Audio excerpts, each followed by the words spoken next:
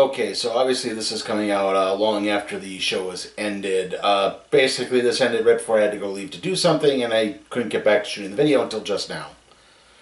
And we'll talk a little bit about the WWE PLE situation towards the end of the video when we get to the next time stuff. Okay, so yes, AEW New Japan Forbidden Door 2025. This was held in London, taking the place of All In because of a scheduling conflict. They had to move. They'd move their big stadium show back a month. Or they had to move it to the United States. We started off. We had 4 kickoff show matches. The first of which was an 8-man tag between the Crew. That's Action Andretti and Leo Rush. Hechicero and Josh Alexander taking on Paragon. That's Roderick Strong and Kyle O'Reilly. Yuya Uemura and El Desperado. Right off the bat, there were some quick roll-up attempts from Hechicero and Desperado. Rush, at one point, Josh Alexander tagged in, but then Leo Rush immediately came and blind tagged him, much to Alexander's chagrin. The Crew hit O'Reilly with a nice high-low move. Paragon came back, hit Leo Rush with a DDT into a backbreaker. Andretti broke up an armbar with a running shooting star press. Hechicero and Alexander hit a monkey flip DDT on Uemura. Uemura hit a deadbolt suplex on Rush for the 3 count of the victory. Afterwards, the members of the Don Callis family attacked everyone, and then Tomohiro Ishii came down for the save. Ishii hit Archer with his brainbuster, and then turned down the offer of thanks from Paragon. So it seems like, although he may be tight with Uemura and El Desperado, he's not really tight with the AEW guys, which seemed kind of strange, as they thought they had been friends up until that. After that, we had a 6-man tag. We had Ricochet and the Gates of Agony taking on Michael Oku and Jet Speed. That's Speedball Mike Bailey and is it Tyler Kevin? Speedball Mike Bailey and God, I wrote this down somewhere. I think I want to say Tyler Jett. I'm just gonna run with that. Anyway, Gates of Agony broke up a half crab attempt on Ricochet. Ricochet came back. They hit a triple brain chop on, I believe it was Michael Oku. Oku and Tyler Knight, that's it, yeah. Why did I say Jet? Anyway, Knight then hit a jumping head scissors into a pin attempt. Basically, they both did the head scissors on the same guy, which sent him into Mike Bailey for the sit-down pin attempt. Bailey took out the Gates of Agony with a moonsault to the outside. Ricochet then raked Oku's eyes, which enabled him to hit the Spirit Gun for the 3 count of victory. Kind of a big high spots match to start things off with both these. First one I thought was pretty fun. The second one, I do like Ricochet's heel character, but other than that, this just was a very nondescript match. Like I said, my notes weren't very good during this, and kind of shows. After that, we had the 8-women tag team match. We went from 8 men to 8 women. We had Megan Bayne and the Triangle of Madness. That's Julia Hart, Thekla, and who's the other one? I'm sorry, Sky Blue. Yeah, the Sky Blue versus Willow Nightingale, Queen Emanata, Harley Cameron, and Chris Statlander. Statlander and Willow Nightingale appeared to have finally patched things up. I say appeared. Right off the bat, all 8 women brawled in the ring. Emanata hit Hart with the Chocolate Kiss. That's her version of Stephanie McCure's Widow's Kiss. Sky Blue came in and hit Statlander with a running punt kick. Bayne hit Willow and Emanata with a fallaway slam. Statlander at one point needed to get the tag. Could have tagged Willow Nightingale, but instead tagged in Harley Cameron. Again, another big brawl came out. Queen Nada got charged into the turnbuckle. Reversed a turnbuckle slam into a head scissors. Tagged in Willow Nightingale. Cameron tagged in and attacked, Megan Bain. She took off her face mask and hit her, and then hit a DDT. Cameron's been wearing a face mask. Bain then dodged a lariat from Statlander, which hit Willow Nightingale, and that allowed Bain to hit the Liger Bomb on Harley Cameron for the 3 count of the victory. Afterwards, it looked like now there's rising tension. Instead of Chris Statlander turning heel, now it looks like Willow Nightingale probably will be, judging by how that played out. Other than that, yeah. Okay match. I should point out Queen Amanada and Thekla brawled all the way to the back, and yes, this will come to a point later. And then our last kickoff match was the AEW Trios Championship match. The Ops versus the Bullet Club War Dogs. That was Jason X. Shoot. Again, sorry. Drilla Maloney and who's the other one? Clark Connors. That's it, yeah. Of the Bullet Club War Dogs. Anyway, Shibata and Connors exchange a lot of blows. Shibata trained Connors. That's the story there. Maloney landed a big drop kick on Joe, who kind of no-sold it. Connors attacked Shibata. Hobbs broke that up. Hobbs tagged in, immediately attacked everyone, cleared house. Connors came in and had a big chop block on Hobbs, though, to break it up. Gano eventually distracted the ref, which Shibata tagged out X with a Psycho knee. I took out X, with a Psycho knee. Joe then hit X, the Muscle Buster, for the 3 count of the victory. Okay match again. Both matches were kind of okay. The Ops are still feuding with the Death Riders. So this War Dogs thing, it was basically because Cobb of the War Dogs is, in the main event, so they had to do something with the others. And yeah, this was definitely a kickoff show match. It didn't really do much of anything except then lead into the show. Our next match is Adam Copeland and Christian Cage versus Kip Sabian and Killswitch. It was supposed to be Kip Sabian and Nick Wayne, but Nick Wayne is injured and got replaced by his other member of the formerly known as the Patriarchy. However, Killswitch is very conflicted. It seems he does not actually want to attack Christian Cage. Cope and Cage hit a reverse DDT side slam on Sabian. Christian refuses to take on Killswitch. Killswitch power bombs Sabian onto Cope and then followed that with a chokeslamming Copeland on the apron. The ref missed Sabian trying to tag in, allowing Cope and Christian to hit the Impaler. Cope then speared Killswitch off the apron, allowing Christian, and then he and Christian both speared Sabian for the 3 count of the victory. I kind of fell asleep during this match. I'm not joking. I think I closed my eyes like 5 minutes in, and then I started hearing the match pick up, and I'm like, oh wait, open up, and it was over. So yeah, not a good start to the proper show here. This big reunion kind of got bungled a little bit. It just, it seemed to be moving way too fast. Copeland is supposed to be feuding with FTR at this point, but that doesn't seem to be happening. And you think, again, that's where you think there would be something happening and then Christian could come and save him. But instead, they just did this all like a week before, and and even then, it's like it doesn't seem to, like, whatever their problems were haven't been fully fixed. So yeah, it really did not follow through, and I think that's just the long-term storytelling not working there. Our next match after that was the TNT Championship match between Kyle Fletcher and Hiroshi Takahashi. Fletcher immediately blocked a crossbody and a head scissors attempt. Fletcher hit a back elbow and followed up with 2 big kind of spinning body slams. Takahashi came back, hit a head scissors, sending Fletcher out of the ring. Takahashi hit a dragon screw.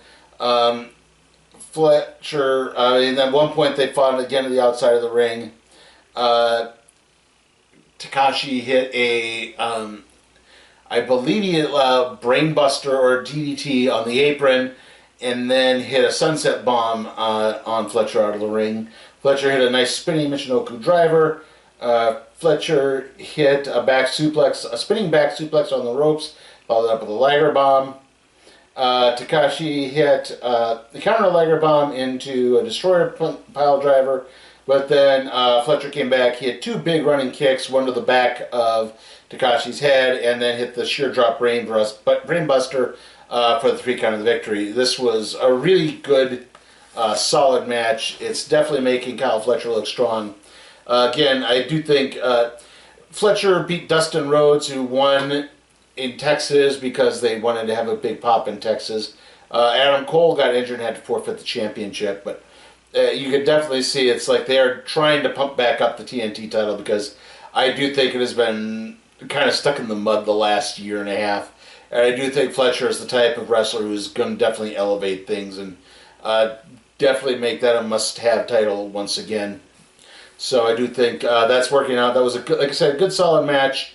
I'm eager to see how things with Fletcher play out in the future, because there's some other things that are happening in the Don Callis family that are also raising some interesting questions.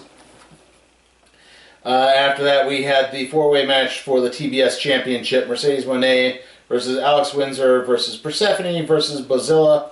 Bozilla, who is part of the Stardom group in Japan, is 6'1", 200 pounds. She is very young. I mean, outside of Brock Lesnar's actual daughter, who I don't know if she's getting into professional wrestling or not, but she's definitely a female Brock Lesnar type. She's very big. She just, right off the bat, like, she hit a double lariat on 2 women. She hit kind of a double back suplex on, I believe it was Persephone and Windsor. Windsor and Persephone then aided Brazil in powerbombing Moné so that they could all fight. Persephone tried to do a torpe and she clipped the ropes and almost killed herself bad. Moné came back up with a nice Meteora. Windsor pulled off a Tower of Doom German suplex. Moné locked on a double statement maker. That's the bank statement, the crossface. Windsor came back. She put a double sharpshooter on. Bozilla kept breaking everything up. She had a big German suplex. But then Persephone hit Bozilla with a Razor's Edge off the ropes. She tried to hit Moné with the Razor's Edge, but Moné countered that into a roll-up for the 3 count of the victory. A good, fun little match. Not really surprising that Moné won. I mean, Alex Winder's probably the most likely, and I believe that's because she is exclusive to AEW. So, Moné had a really nice entrance, which was having the Royal Guard carry all the belts she's won in the last year down to the ring to show how dominant she's been. And again, I understand the idea of people being kind of tired of this, but I do think this is helping in the long run because it is building to the person who does beat her for the championship actually meaning something. After that, we had the IWGP World Heavyweight Championship match, Zack Sabre Jr. versus Nigel McGuinness. This was a very big technical wrestling match, so it's a lot of the wrist holds, the neck holds, the heel hooks, stuff like that. Dragon screws aplenty. Both men started off with headlocks. Sabre tried to break the fingers, but then McGuinness did the Star-Lord taunt, the...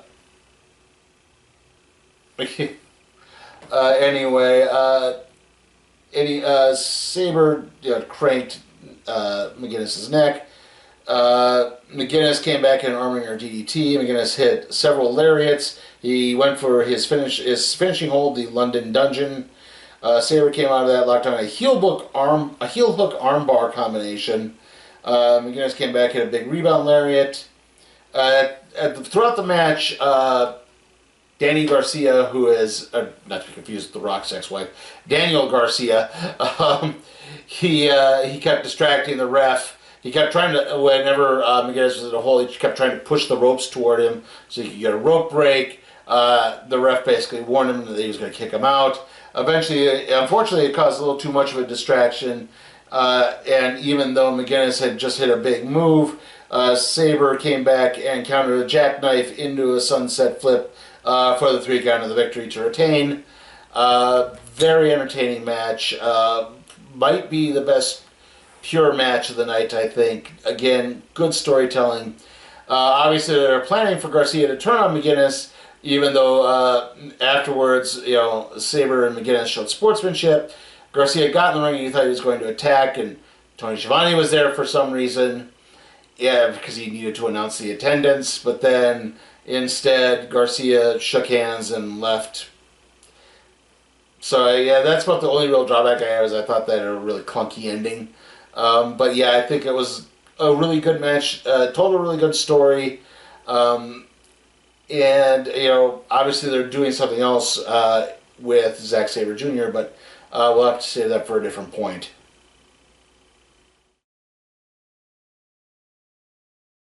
Hawaii, exotic, romantic, mysterious, and home to the island's most unlikely partners. I just love it. Jonathan Raven. You're always getting yourself in over your head. And his sidekick Ski. We've been through a lot together. Most of it's your fault. In all new adventures when Raven returns. Bada boom, bada bing. Saturday. Anyway, so you remember Queen Aminata and Tekla were brawling with each other at the end of or during the kickoff show? I guess they were doing that for the preceding 2.5 hours that followed, because they suddenly popped back up and they were still fighting. They were still fighting on top of the entrance ramp. I believe they had gotten down to the ring. Julia Hart and Sky Blue showed up, but then Jamie Hayter returned from injury and chased them away. So that's how that ended. Anyway, our next match is the triple threat match for the AEW Tag Team Championship. The Hurt Syndicate versus Brody King and Bandito versus FTR. Right off the bat, the FTR went after Lashley. King and Bandito went after Shelton Benjamin. Basically tried to break the Hurt Syndicate up so they could soften them up a little bit. Benjamin avoided a crossbody into the barricade from Brody King. Lashley then hit 2 double lariats and a delayed suplex on Dax Harwood at FTR. Lashley then hit a Dominator on Bandito. FTR. Bandito went to tag. This is one of those triple threats where it's 2 teams in the ring at once, and the third team has to be tagged in, but they didn't want to. But FTR did not want to face Lashley, so Bandito eventually had to get the tag to Brody, just as Lashley tagged in, I believe it was Wheeler. So, I don't know. Anyway, King shrugged off Lashley's spinebuster, hit a discus lariat, big schmoz broke out. Bandito hit Dax with a super fallaway slam to the outside. The Hurt Business then the Hurt Syndicate, Hurt Business, that was their WWE name. The Hurt Syndicate then got attacked by 2 masked people in NJPW shirts. The third one joined them. They were fighting and brawling, and it was revealed to be Ricochet and the Gates of Agony. And in the ring, Dax hit Brody King with an unprotected chair shot, which I don't like. I don't care if you only do it sparingly. You don't do it at all. Sorry. However, Bandito interfered, hit a big frog splash, and then he and King did a monkey flip into a shooting star press type maneuver for the 3 count and the victory, sort of. They hit the move, except Bandito didn't quite get on Dax enough. Dax. And so he's covering. The ref couldn't quite count yet because Dax didn't have his shoulder down. Wheeler's supposed to just barely miss getting into the ring to break it up, but instead he's in the ring, and so he has to pretend that Brody King has grabbed his foot and is holding him back, and it's it just ended on a big clunky finish. Basically, if you don't know, originally, it was supposed to be the Hurt Syndicate dropping the belts to FTR. Obviously, that did not happen. I believe they're saying it's because the Hurt Syndicate wanted it to be an up-and-coming team. They wanted to give a team a rub. FTR established champions. There's no story there. Yeah, and so instead we get this really clunky, ill-thought-out finish and ill-executed, as I might add. And again, nothing against the guys in the ring. They are all doing their best. Obviously, this was just a bit of a clunky mistake, but still, yeah, exactly. Kind of killed the whole thing. And like I said, it's one of those, obviously, you're not expecting Brodito, as they call them, to hold on to these belts for a while. If they hold on to them for more than a month, I'd be surprised. And again, that's not because I think they're a bad tag team. It's just, it's obvious you're there to get the belts over to FTR. In fact, I was surprised they didn't take the pin. That was the confusing part. So, yeah, it just, unfortunately, that really did make this match ring quite hollow. After that, we had the AEW Unified Championship match. Kazuchika Okada versus Swerve Strickland. Okada thinks he's faked out Scott, only to suddenly get hit with a drop kick. Scott then basically hit a plancha to the outside and seemed to tweak his knee. Okada began targeting the knee. He flipped Scott to the outside of the ring, further damaging the knee. He then hit a sliding drop kick. Scott came back, hit a big back suplex on the apron. Okada hit a DDT on the ring steps. Not a DDT, a pile driver on the ring steps. Was it a DDT? It was something on the ring steps. Okada then countered a Poison Rana into a shoulder breaker. Scott began to fight back in another big back suplex, a back superplex in this case. Okada then dodged a stomp and hit a tombstone on the outside of the ring. Scott countered a Rainmaker into a house call. He did hit the swerve stomp, but he hurt his knee, so he couldn't quite make the cover in time. Okada then hit a knee breaker on the turnbuckle. Okada then countered a house call into the Rainmaker for the 3 count of the victory. This was contested under Continental rules, which meant managers could not interfere during the match. So Don Callis was there calling the match, but Prince Nana was nowhere near ringside. That enabled Callis, after the match was over, and Okada to begin attacking Swerve. They pinned him in the ring steps, and they attacked his knee with a chair. Prince Nana came down with a lead pipe to chase them off. However, it's at that point that Wardlow got in the ring. Wardlow! I forgot he was in the company, too. Actually, I always heard it like, oh, his contract expired. Or not. But Wardlow got in the ring and helped Okada and Callis, so he's joined the Don Callis family. The rest came out after they attacked Nana. Then Konosuke Takeshita came out and gave his approval. And if you're not aware, in New Japan, Takeshita, who's still part of a rival promotion in New Japan called DDT, won the G1 Climax, their big tournament to decide who's going to be the number 1 contender, usually at Wrestle Kingdom, their end of the year, New Year's show. But yeah, last year was different. Zack Sabre Jr. won it, and he chose to challenge at an earlier date. But in this case, Takeshita is probably going to be challenging Zack Sabre Jr. It will probably be the New Japan, the IWGP champion. I don't see him losing. I really don't. He's got so much. I think that's something they could really cross promote. He's huge over as a heel. If he can turn back babyface at some point, I think again he will be huge as babyface. It does help elevate the Callis family, I think. So again, a lot's really working for this. Overall, the match was really good, really entertaining. The Wardlow thing, yeah, again, it's just like, you know, whatever momentum Wardlow ever had is long gone at this point. He's just a guy. It's just, he's not a bad guy. Like, he's not a bad wrestler, but like when he came out, the crowd was just, there was really no excitement there. Okay, our next match was the AEW Women's Championship match between Toni Storm and Athena. Because Athena won the Casino Battle Royal. Was it the Casino Battle Royal or the Shop Battle? I forget which one it is. The Battle Royal to get the contract, the Money in the Bank equivalent. She has to sign the contract before it officially counts the cash-in. Right off the bat, Athena went for a dropkick. Storm avoided it and threw Athena into the corner.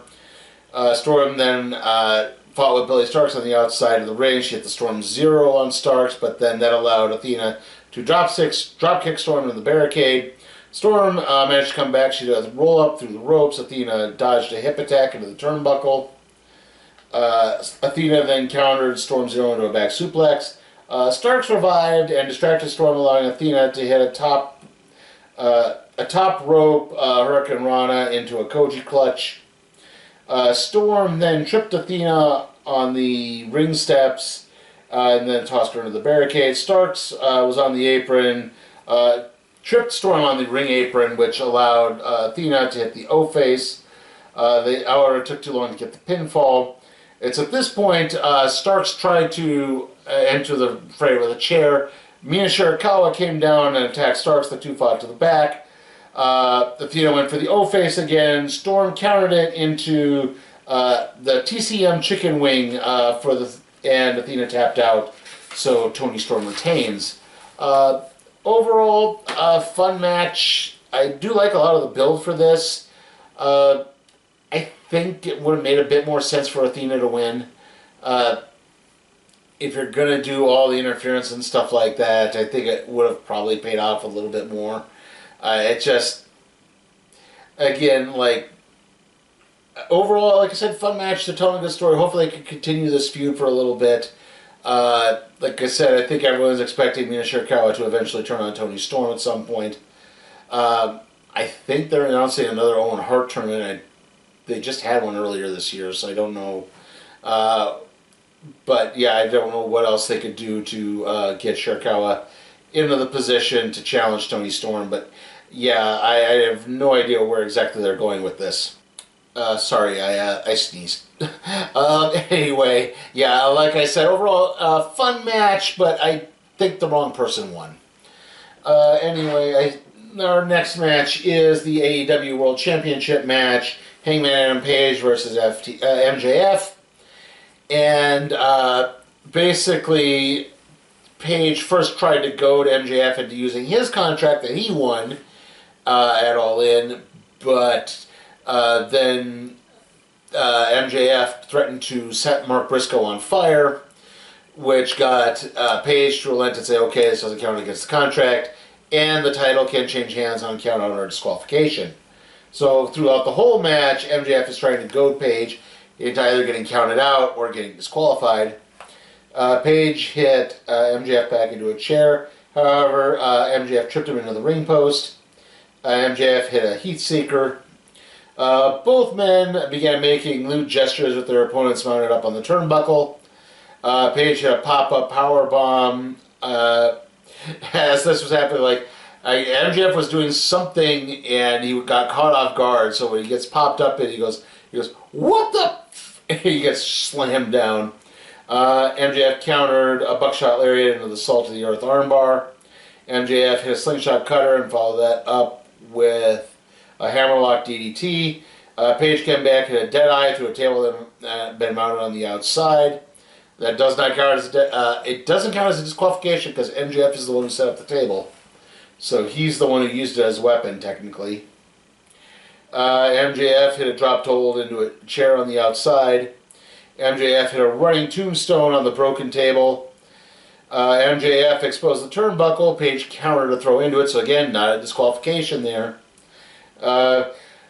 MJF pulled out the Dynamite Diamond Ring and offered it to Page. Page put it on, thought he was going to hit it. The ref talked about it doing that. That enabled MJF to low blow Page and hit a heat seeker for the 3 count. However, Page's foot was on the ropes. And before it seemed, and the ref had been, I think, a little wonky at some. Had been knocked a little wonky because MJF had shoved Page into the ref while they were fighting, and that enabled the low blow. But before the ref could call it, Mark Briscoe's music hits. He ran down. He screamed, "Foot on the ropes! Foot on the ropes!" The ref revived enough to see the foot on the ropes and thus did not call the match off, even though he counted 3. So it got started up again. However, once again, MJF distracted the ref and low-blowed Page. But MJF got attacked, or got a low blow. He attacked with, he then tried to fake out either, first with the CMLL Championship belt that MJF won at their big show. Then with the contract case itself, again, the equivalent of the Money in the Bank briefcase. However, Page kicked out of both of them. MJF grabbed the Dynamite Diamond ring, however the ref saw it again, prevented the punch, and then enabled Page to hit MJF with the contract, then hit the Deadeye and the Buckshot Lariat for the 3 count of the victory. Overall very fun match. Again, I think too clunky a finish. Clunky finishes, unfortunately, seem to be doing a lot of the better matches on this show. I think a little too much going on.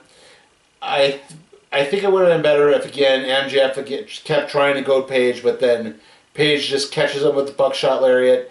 Like, the fact that Page cheats gives MJF a chance to fight back. Like you said, his contract doesn't count, so he can come in and cash it in at any other time again, which is probably going to be bloody likely, probably at the end of All Out, maybe. Who knows? We'll see, I guess. But yeah, unfortunately, I think that's what kind of did this match in. Okay, and that leads us into our final match, which is unsanctioned, so it's the Lights Out 10-man cage match. Because they wanted to avoid injury liability, because many of the guys involved are not actually cleared to fight. It's a 10-man cage match with the Death Riders and the Young Bucks and Gabe Kidd of Bullet Club War Dogs taking on Darby Allin, Will Ospreay, the Golden Lovers, that's Kenny Omega and Kota Ibushi, and Hiroshi Tanahashi. As this was happening, Daniel Bryan, who had been calling a lot of the matches for Bryan Danielson, sorry. I got so used to calling him Daniel Bryan, it's hard to get out of it sometimes. Bryan Danielson recused himself from the announce team and wished everyone the best, so you think that means he would get involved at some point, right?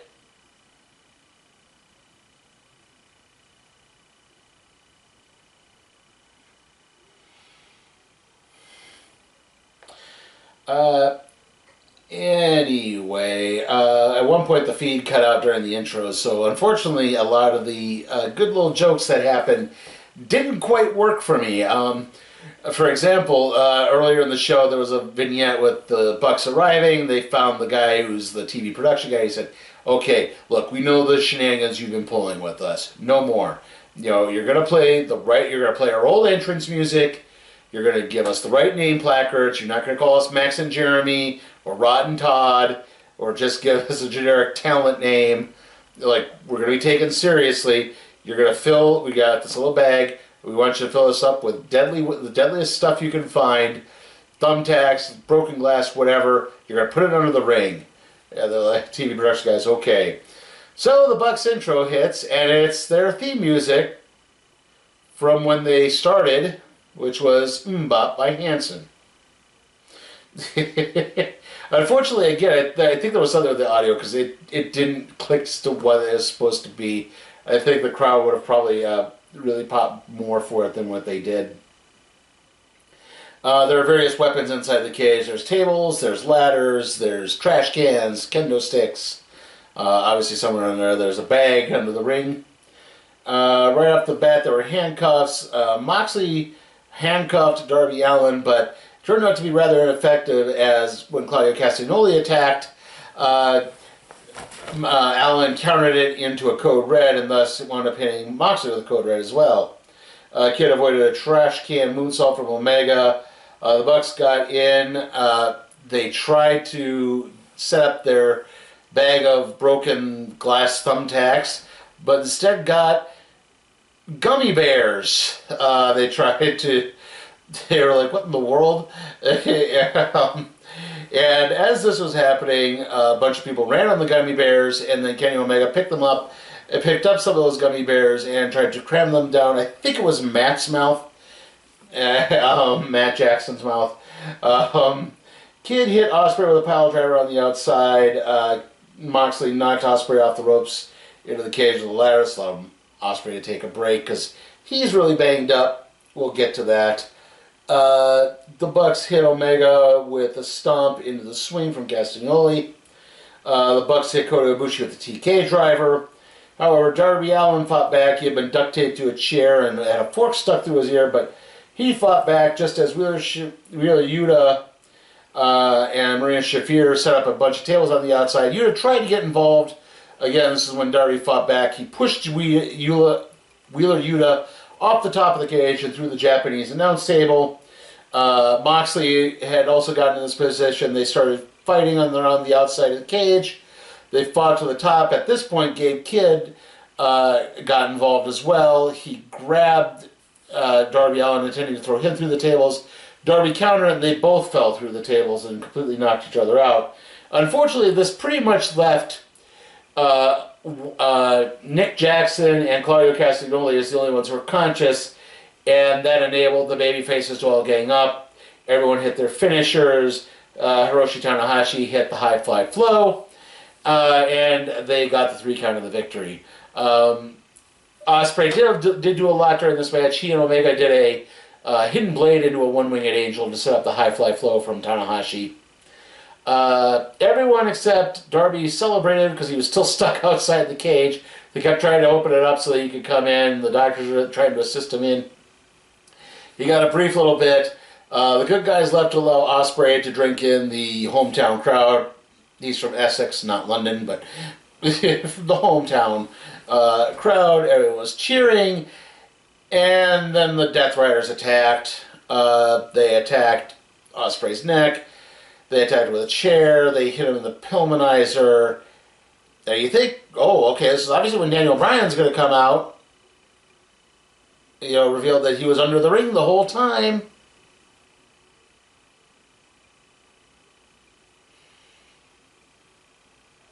Yep. The ops did come down, but by that point the cage door was still locked. The idea of just raising the cage apparently just wasn't a good idea. And yeah, they continued their the Death Rider. I am so effing tired of the damn Death Riders at this point. They're not good heels. They're just annoying. I'm still not entirely sure what the hell their motivation is. Moxley lost the title. We should start seeing some type of dissension being sown. Wheeler Yuta should be stepping up. Claudio should be stepping up. Someone should be stepping up. Again, it's already known that Ospreay was going to go in for surgery. So you don't need to do an angle where he needs to go in for surgery. He already said, like, look, I am ignoring doctor's advice. They said, look, you know, can it get worse? Like, technically no, but you need surgery like right now. He said, I'm going to do this last match, and it's like, okay. He just, yeah, you're seeing the point. They're obviously building towards All In next year, because that will be back at Wembley Stadium in London. But yeah, unfortunately, I think this was a really entertaining match and really fun for what this went through. But yeah, again, I think the ending was just way too excessive. And again, we need to, like I said, Moxley lost the title. We need to start seeing the beginning of the end for the Death Riders at this point. There's really no excuse for them to still be main event players. You know, the Bucks, whatever, try to find something else to do with them. You know, again, I think the comedy is going to only last for so long. They need to do something to reassert themselves. Like, I don't want the EVP stuff back, but just something better would have been fine. Like, they could even eventually turn babyface or something. It allowed the whole thing to kind of fall apart. And unfortunately, like I said, this kind of summed up the whole show, is that there were just clunky endings all around. Again, I didn't even mention again, why I set up the idea that Daniel Bryan was recusing himself from calling the main event when he could have gotten in. Yeah, like when the assault was starting to happen, you could have had Daniel Bryan come in and clear the ring out. And then again, there's a little bit of joy there. Instead, again, it's the stupid Death Riders thing. Okay. So yeah, like I said, overall, that's the problem with the show, is I thought there were a lot of really good matches that were just done in by some very odd finishes. Very clunky, overbooked, way too thought out. Again, I do give them a little bit of credit. There were only 13 matches on this show as opposed to like the 18, and they weren't all, 2 hours long. So, they have learned to streamline. Tony Khan finally realized it's okay to streamline things a little bit, but only one title change for again, it was supposed to be a pretty big show. I would have, looked in, like I said, maybe the women's championship. Maybe you could have done the unified championship. I would have liked to have seen at least one other title change. Or again, one of the other ROH belts could have been defended. Just something I think would have maybe picked things up just a little bit. Again, way too many 8-man, 6-man tag matches at the beginning of the show. I think that's kind of screaming back in the day WWE pay-per-views where it's, you have to get on the show, so we're just going to put you in a big schmoz match, basically. And that had kind of the same feeling here. Like I said, I did have a lot of fun watching this. There were a lot of great matches. Again, McGuinness Sabre Jr. was great. Again, both women's championship matches were really fun. Had clunky endings, but fun. The main event was fun with a clunky ending. The World Championship match was fun with a clunky ending. But again, for the most part, I still had fun watching a lot of this. So this wasn't an entirely bad show. I just thought they really could have done better. There's still a lot of improvement that needed to be done. I know they've been picking up so much lately, so I kind of wish I had been able to do one of those earlier shows. So yeah, overall, I'm going to be giving Forbidden Door 2025, a B.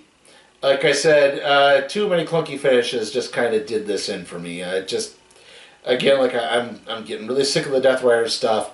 This was finally a chance to maybe start putting the nails in their coffin. And yeah, you just couldn't do it. Okay, so this is where things are going to get weird.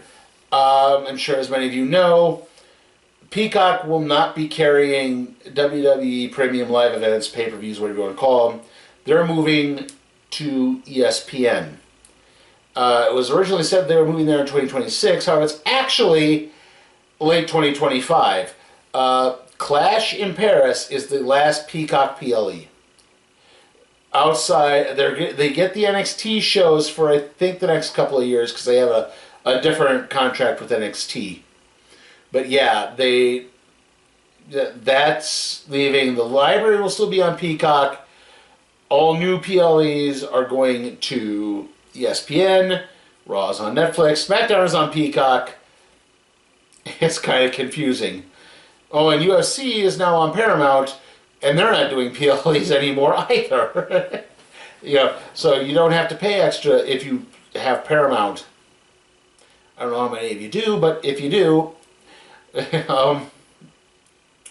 so yeah, the next show after the next WWE show after Clash in Paris is,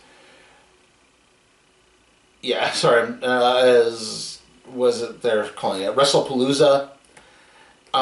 That's on the 20th of September. They're counter-programming against AEW All Out. Now, here's the thing.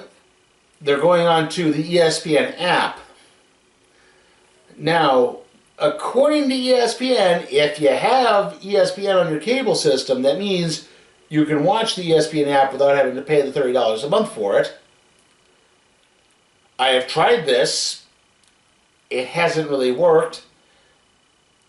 I mean, they didn't say it would be limited to shows that were, it said, the PLEs, the WWE shows will be available to watch, if you have it.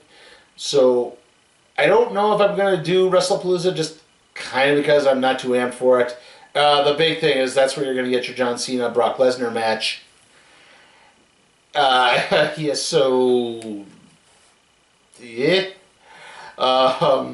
Yeah, like I said, I really don't want to have to pay the $30 a month. I really cannot afford it, even if I dropped Peacock and, maybe some other streaming services, but I don't really have that much. Yeah, so I don't think it's too terribly taxing if I don't. like I said, I might hold off and wait until Survivor Series and just see if I can see how that works out. If I can actually watch the ESPN app at that point. Because I don't think it's airing on ESPN proper. But yeah, they said you can watch on the ESPN app, and if you have ESPN on your cable system, they won't charge you extra. You don't have to pay the $30 a month. But then, if I try to watch the ACC network or the SEC network, that doesn't count because that's not on my cable system. But they never said it was limited to things that were just on my cable system. So that's why I call BS on that. So yeah, the next wrestling show is definitely going to be Clash in Paris. That is next week. After that, I don't know what the next WWE show is necessarily going to be. I might do All Out instead because that's WWE's counter programming that, and their attempts at counter programming have been pretty lackluster.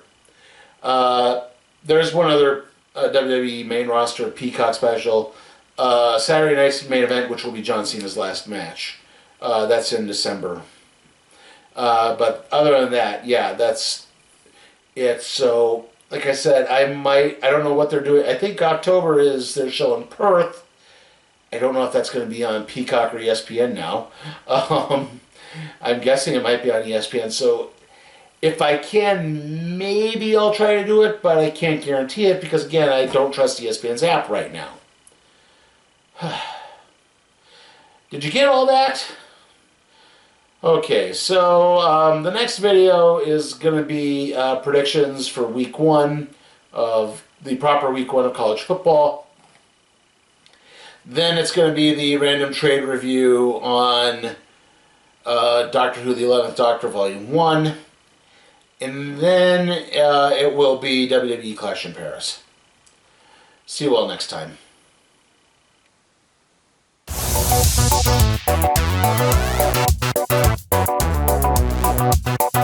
Hey guys, remember you can help me expand my professional wrestling coverage by supporting me on Patreon at patreon.com/SleepyTimeForCat Productions. Also, remember to like, comment, share, subscribe, and ring that notification bell.